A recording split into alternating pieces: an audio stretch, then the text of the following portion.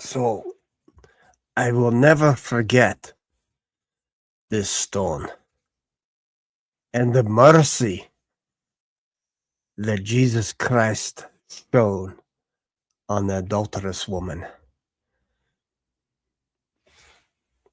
My back. I don't know if it's this chair. It's so uncomfortable. Uh, that's the problem. I had this in my back pocket all along. No wonder my back has been killing me. So this stone was about mercy with the adulterous woman. But you know what?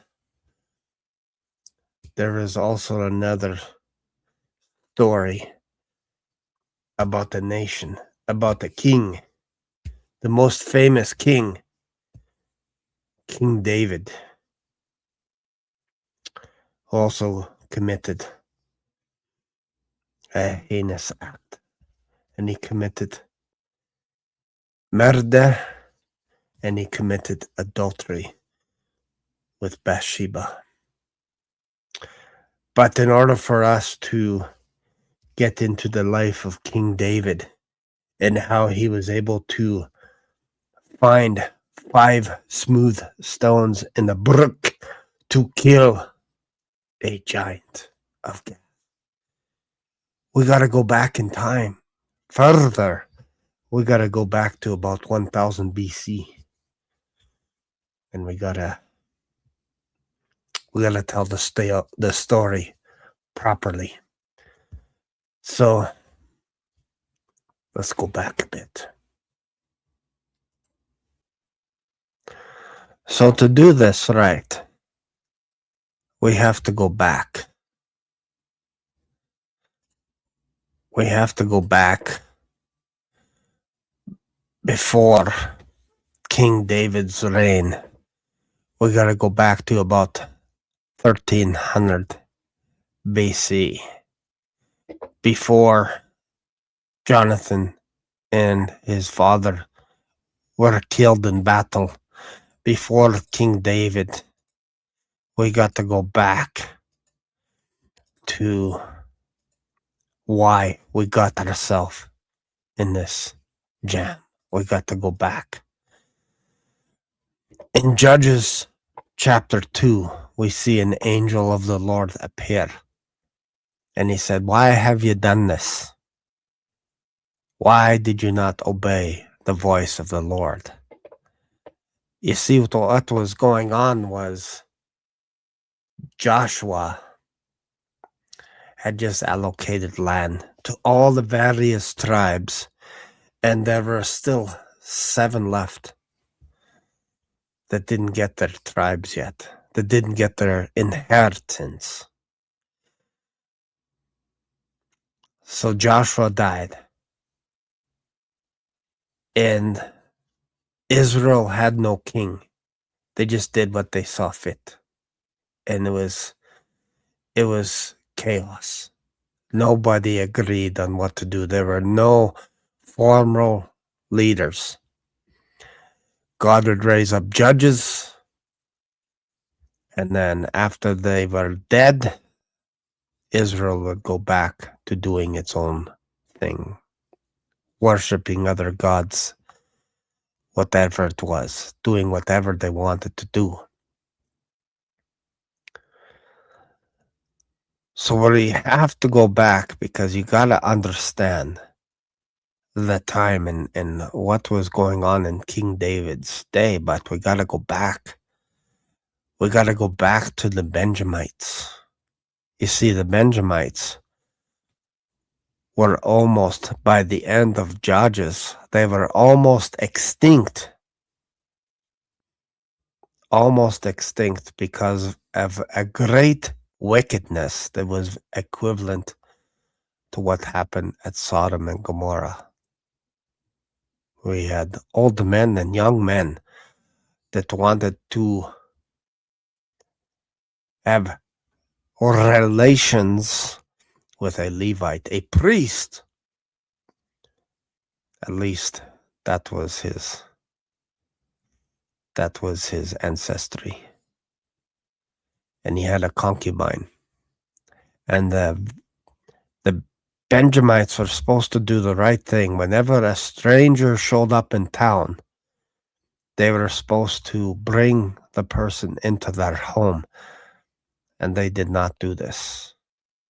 Instead, a farmer who was working hard all day decided to take the stranger in who had provender for his animals.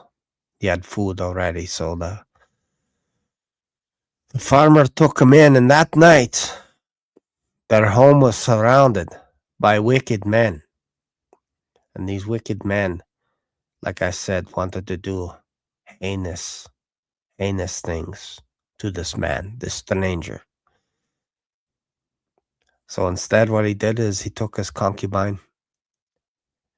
She was known to be a harlot, and that's why he went to go get her back in her home country.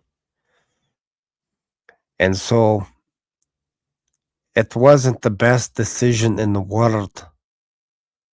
He sacrificed his concubine to save his own life. And those men raped her all night, abused her all night long, to the point where there was nothing left of her. She had nothing left inside of her. When she reached for the doorpost, that is where she died, with her hand on the door.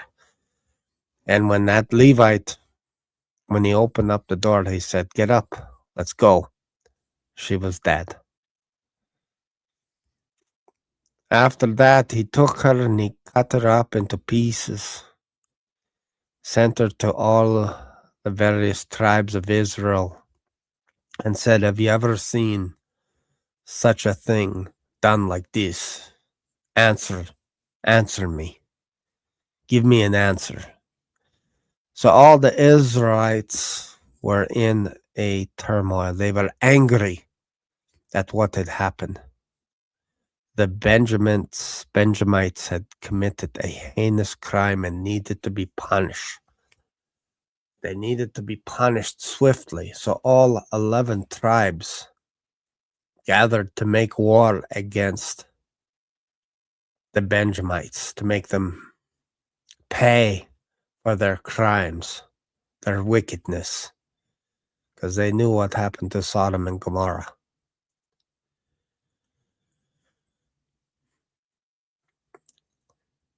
So they went to battle against them. Let me see if I have some pictures of that.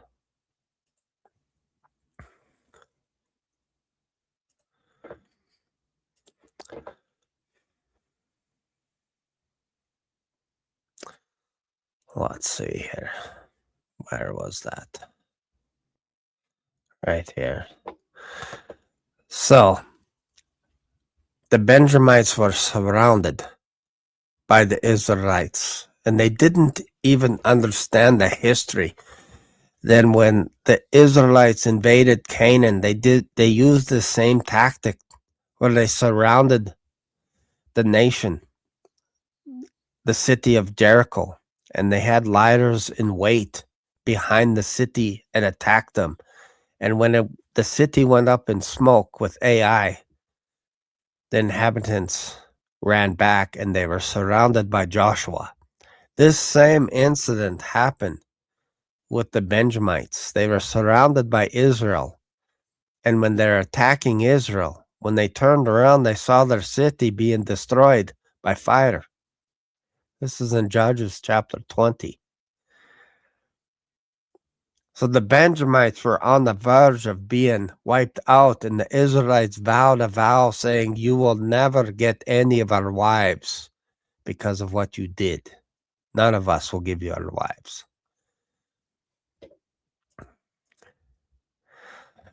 So then they did another heinous act. They went and they attacked Jabesh Gilead on the other side of the Jordan, the east side of Jordan. You could almost say modern Jordan is where this attack. They attacked Jabesh Gilead and brought 400 women back, given to the surviving Benjamites because they were worried that the tribe of Benjamin would be extinct. Judges 21, verse 10 to 12. So they gave 400 women. And this was because there is civil war going on, and to make appeasement, the Israelites helped the Benjamites come back from extinction. And because of that, the Benjamites would often live in high places, in rocks, in caves. And they were accustomed to that kind of lifestyle because they were always on the run from the Israelites until the appeasement of bringing these women for them for wives. And we see this in Judges chapter 20 after the Battle of Gilboa. The Benjamites hid out in caves because they're worried about getting extinct.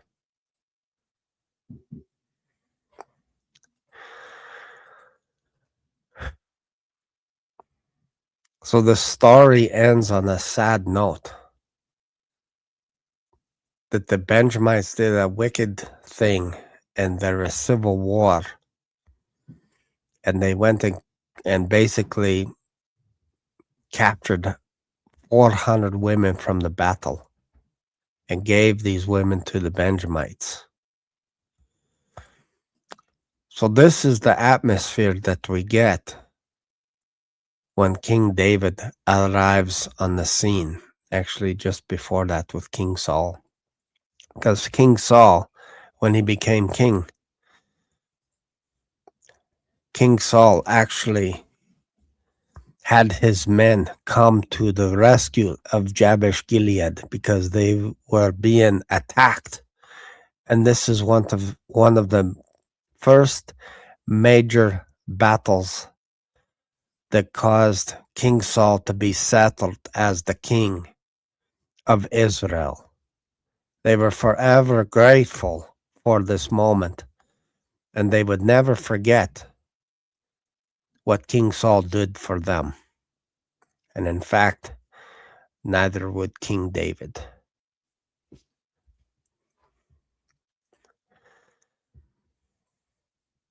We're going to go, again, we have to establish the background of where King David shows up to fight the giant.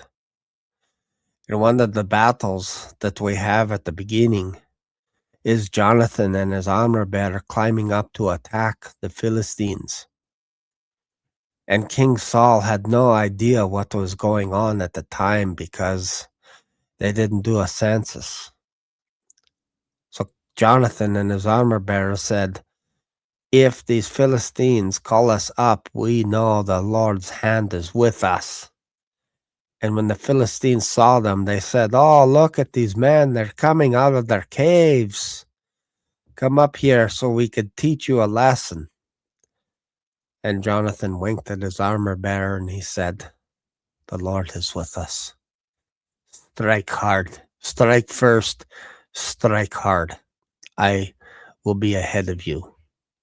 So they climbed up that mountain, the cliffside, and they punished the Philistines. They caused them to flee. And when King Saul overlooked the battle, he was like, what is going on here? Why are the Philistines fighting among themselves? What's going on?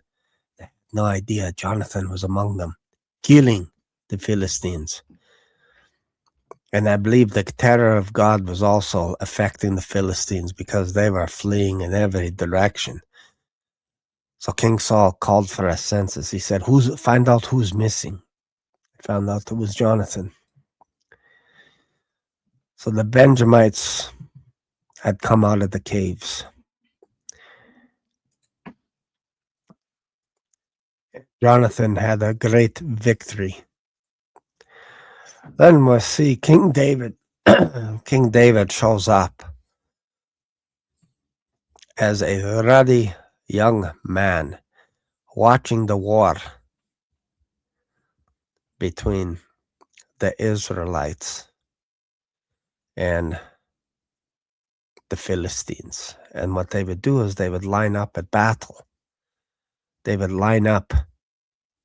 And in this story, they actually picked a champion. This is where the Valley of Elah is. This is on 1 Samuel 17, 2-3. You have Israel on one side and you have the Philistines on the other side.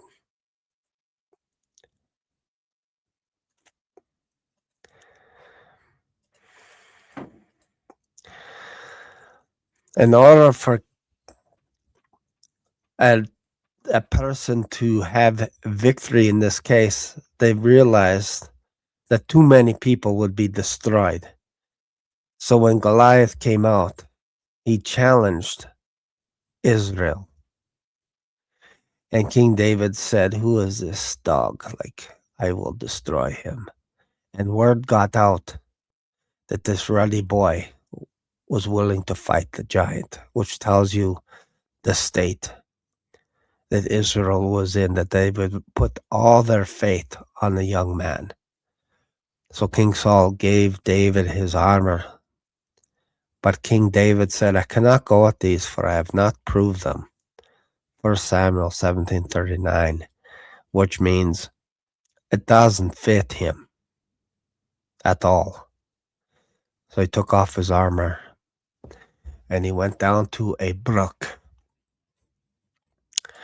And at the brook, he found 5 smooth stones. And one of them I have right here. This would be the size of the stone that he would have used.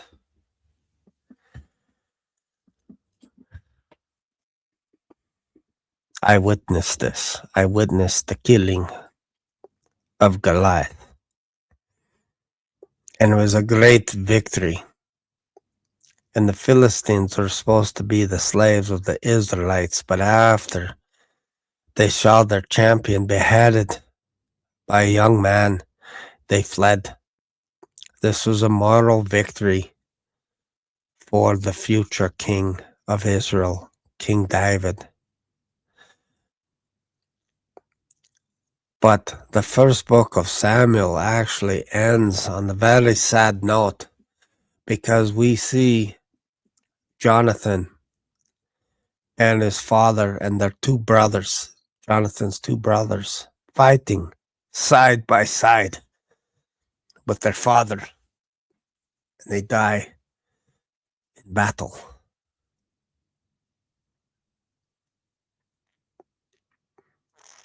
Israel was defeated.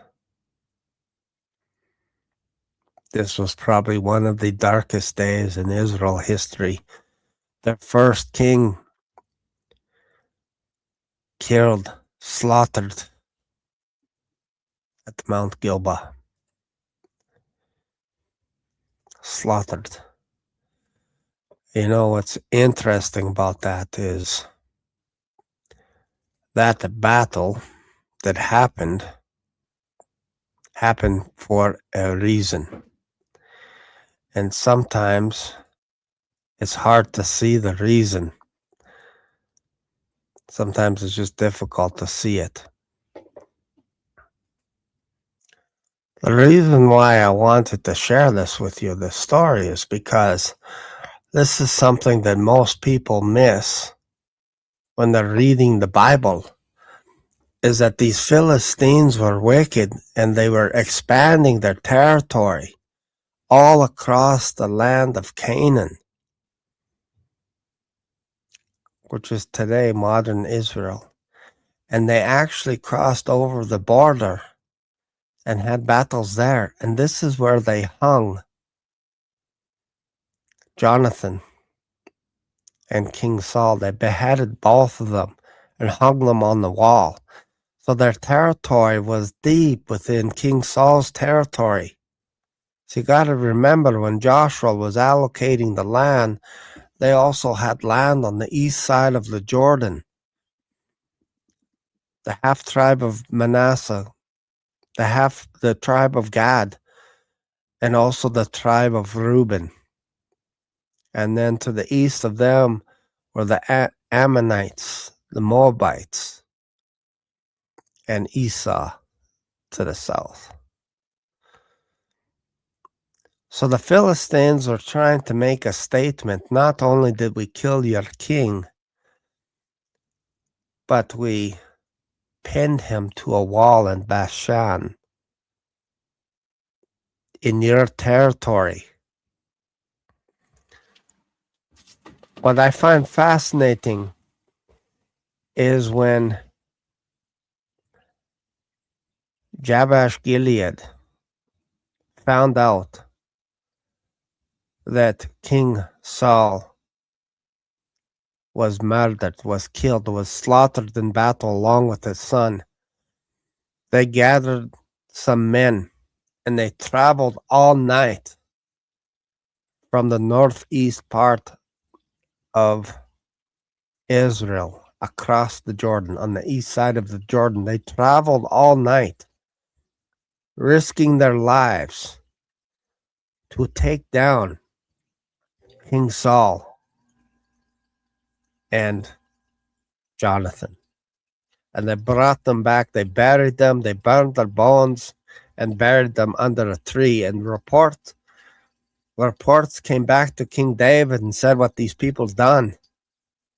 And King David commended them and blessed them for their action, what they had done. Because again, there was a relationship with the Benjamites as far as northeastern Israel. And you got to remember, the Benjamite territory actually surrounded the city of Jerusalem.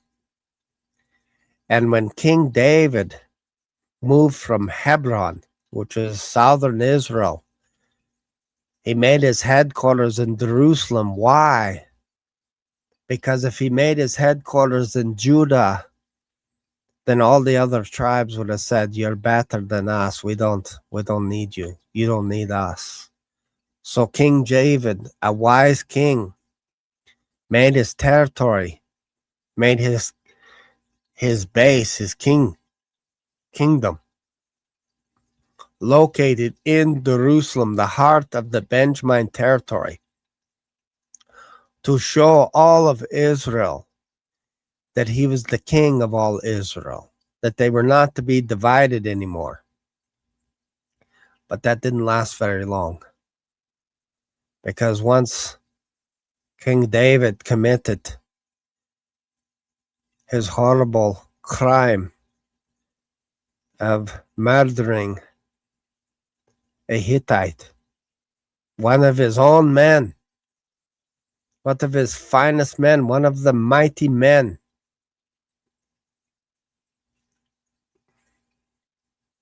it was another dark side of Israel.